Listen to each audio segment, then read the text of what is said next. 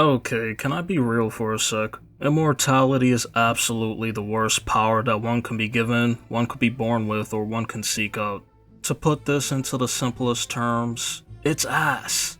And not the good kind of ass either. In most cases, I don't even think of immortality as a power. It's a damn curse. Okay, look at it this way. Immortality is kinda like getting some cheeks, but not being able to finish. Now you tell me, what's the joy in that? Like with any good thing, it has to come to an end. Immortality across the board doesn't suck for everybody.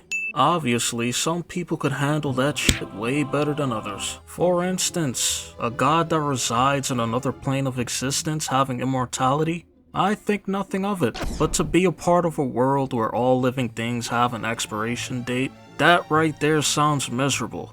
But before I really get into immortality and how it's a bottom of the barrel kind of power, even being below some of the most impractical powers ever created that my eyes have ever had the misfortune of seeing, I wanted to find the sort of immortality that I'm discussing here since there's a lot of immortal adjacent characters out there. Like Wolverine for example. He can pretty much heal and regenerate from almost anything, and he ages at a slow rate, but the adamantium in his body slowly kills him. So technically he isn't immortal. Then you got characters who live so long that they're practically immortal, but they can be killed by unnatural means, like my girl Freeran here. While Freeran isn't truly immortal, as she can get bodied and packed up to see the pearly gates, along with some of her other elven brethren, her story, along with the stories of other immortals, show the issues with immortality, as this really isn't some sort of power or some sort of blessing that should be coveted. And in case you haven't figured it out already, I'm gonna be using Freeran as if she's immortal. I mean, she might as well be. When you're as powerful as her, there's only a small amount of unnatural means of death that you have to worry about. But whoa, hold up. If you've watched Freeran, you're gonna say that she isn't some sort of depressed, cynical loner who locks themselves in a dark castle and completely cuts themselves off from society or any sort of social interaction as much as possible. Freeran is a special case as her journey is a bit different from most immortals I've seen, but that has to do with more of the writing of immortal characters, and this video isn't gonna cover that. The main thing that comes to mind when discussing immortality is the inevitable fact that you're going to lose all of your loved ones. You have a spouse, some kids, parents, friends. Yeah, you're gonna outlive all of them. That person that's been making your iced cup of coffee for the past 2 months and fills that shit up halfway with ice? Yeah, you're going to outlive them too. Anyone that you've ever come into contact with, you are going to outlive. What will you have after 500 years? This is where I gotta praise Freeran as a person a bit more, because she's a much better person than I am. She experienced loss and took it as an opportunity to learn more about humans after Himmel's death, a comrade in her party who had fallen for her despite her being too damn oblivious. I can't imagine looking at people I know and they all end up in wheelchairs, watching their skin turn into the texture of prunes, hear them complain about their joints and their troubles in the bathroom, and all while I'm looking the same exact way I did 5 decades ago. Me just showing up in front of them would feel like I'm showing off and being a complete dick. Like with most immortals, there's no rush or urgency for anything. If you look at Freeran, from the time she and her party defeated the Devil King, we only see her wandering around for half a century as if it's a little vacation. As an elf in this world, she doesn't have romantic or sexual urges, so family is out of the question, and as a result there aren't as many elves roaming the world.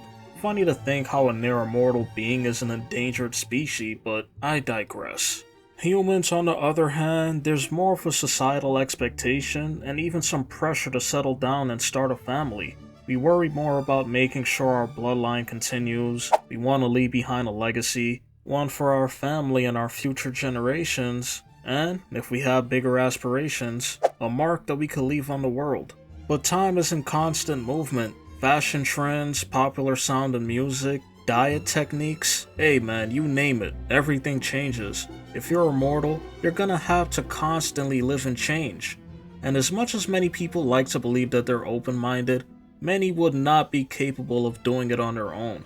If you had family and buddies who are also immortal, then yeah, change would be easier to go through. But as a lone wolf, how much of these worldly pleasures would you even be able to enjoy? At some point, after outliving a few of your children and partners, would you really want to keep making families? I remember my dog dying and said never again because of how painful it felt during that time period. I look at a character like Immortal from Invincible, and that man literally forgot one of his wives. After a lifetime of marriages, he just straight up forgot. It's a pretty messed up situation to be in. To long for love and not wanting to feel all alone, but knowing that you can never have a full life with them because the partners you have will only be a speck in your life. Freerin here isn't human, she's built different. So a lot of the existential crisis and attachment to the world that tends to come with immortality just isn't in her DNA. But as humans, we'd fare far better with immortality if we had other immortals in our lives that, at the very least, we can be cool with. They don't even gotta be by your side the entire time either. There's just comfort in knowing that you have people that you can go to and talk to every now and then. I feel like anything worth having is something that you can share with loved ones. In the back of your mind, a countdown for their expiration date is going to be ticking for you if you continue to pursue relationships. But hey, I'm only looking at the negatives so far, right? So let me come up with a situation where there's more than a few immortals in the world for you to be around with. So let's look at a world with vampires. I mean, they're pretty close to immortal, right? Except that their immortality usually comes with a few rules, depending on the kind of brand of vampire that they are. I like the Buffy vampires, but they can turn into dust with the sun. They can also die by fire, or having a stake go through their heart. They can also be decapitated, and they need an invitation to go into certain places. Damn, all of these rules and they sound pretty mortal to me. Oh yeah, they also can't eat garlic, and they have a damn slayer that will come after them and end their sorry asses. Don't even get me started on the brand of vamps that have to stop and count shit. Kids can be assholes, carrying around a pocket full of rice. Throw it at them and then they'd have to stop in their tracks as they're compelled to count. What kind of horrible immortal existence is that? God, or just random adults who hate you in the neighborhood. What if they just catch you outside right before dawn and dump a bucket of rice on you? Now you're ash on the sidewalk. But why? Why would the locals even hate you? Oh, that's right. It's because you feed on them because you need their blood to survive. Aw man, if the price of immortality is a stranger's blood, you can keep it. Bitch, I'd rather die! Another reason why immortality is ass is because of how time would flow differently for you. As an immortal, you might not see the point in spending time and forming bonds with people who are inevitably gonna die in a couple decades from the point that you met them. Now some could say, bro, that's 40 years, that's a long ass time. I mean, yeah, to us ordinary folk with normal lifespans, but to an immortal, that shit is probably an extended weekend, and this enforces the loner mentality. Imagine what spending time with people is like for an immortal. You can't really relate to much of what they have going on. They got jobs, families, issues, and all things that won't be around for another few decades. Everything becomes trivial to you. Some of the finer things in life that people don't normally get to experience except once in a lifetime would mean so little to you. You have all the time in the world. All the things that are once in a lifetime experiences, you get to experience several times over. So naturally, they lose their meaning and their weight holds very little in your life. Time means more to everyone else. But hey, what the hell do I know? I'm not immortal. I honestly feel like the only way to fill your time as an immortal is just to make hobbies your life.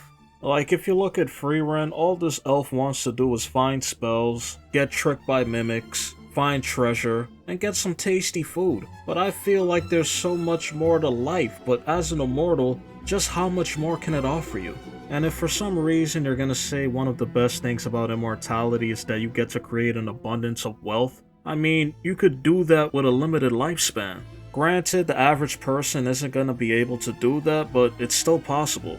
But hey, I get it. If you talk to your grandparents and you ask them how much they bought their home for back in the day, and you check the market and see how much it costs right now, yeah. You can invest in assets and then 2 centuries later you are absolutely wealthy. But the economy can get fucked, and that all of your assets can go down the shitter. And constantly having to go through periods of recessions throughout your lifespan as an immortal sounds pretty damn taxing. I'm all alone, very little brings me joy in this life, and I still gotta worry about money? Man, fuck that. Hey, future me here, and I'm sorry for my voice sounding weirder than it normally does, but got sick right before Thanksgiving, so yeah, just beautiful.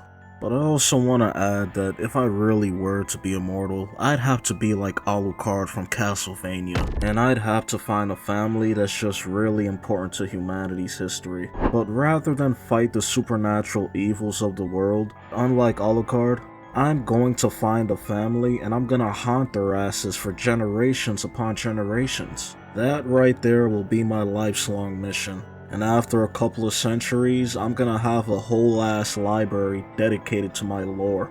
Like, if I look at Elon's bloodline and there's a bunch of shit going on for generations after his death, I'm going to latch onto that family and I am going to terrorize them. And as stupid and as worthless as that sounds, you know why I could do that?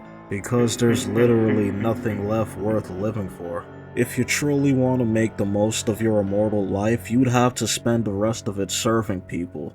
But hey, that's why Freeren's goated to me. Decades will fly right past her and then she'll just go back to villages and help them out. Because to her, it's the right thing to do and it's not even an inconvenience to her. So shout out to her, and not me. Anyway, I can't wait for Season 2 of Freeren. That's all that really matters. Immortality.